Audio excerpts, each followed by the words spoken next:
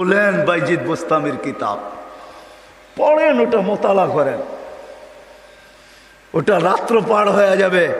যেদিন বাইজিদ বোস্তামি 5 লক্ষ খ্রিস্টান পাদ্রী যার হাতে মুসলমান হয়েছিল, 5 লক্ষ এক বৈঠকে।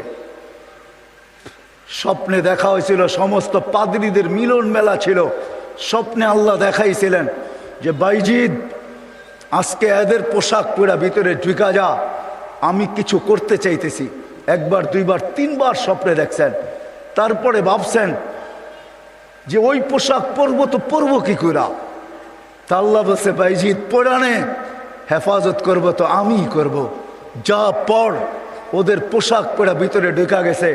সবচেয়ে বড় পাদ্রী যখন স্টেজে বসছে তো তার চৌকি, তার চেয়ার হেলতে শুরু করছে, মুখ বন্ধ হয়ে গেছে। তো বাইজিদের সমস্ত পাদ্রীরা বলছে আপনি আমাদের পোপ, আপনি আমাদের বড়, আপনার থেকে আমরা জ্ঞান পাই, আমাদের ভিতর আলোকিত হয়, আপনি মুখ দিয়া কথা খোলেন না কেন, বলেন না কেন। তো পাদ্রী বলতেছে বলবো তো বলবো কি করে, এখানে একজন মোহাম্মদী আছে। বলবো তো বলবো কি করে, এখানে একজন মোহাম্মদী বসে আছে, যার কারণে আমার চেয়ার হেলতেছে, আমার মুখ বন্ধ হয়ে আসতেছে। সমস্ত পাদ্রীরা বলছে দেখা দেন, গর্দান উড়াইয়া দিব এক্ষণ। বলছে না,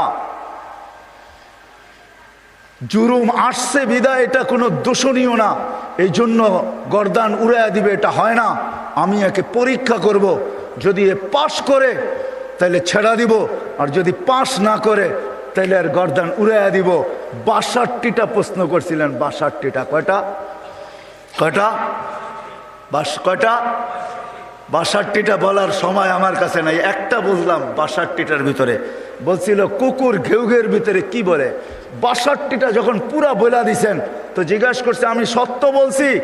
তো পাদ্রী বলতেছিল সাদাক্তা, তুই সত্য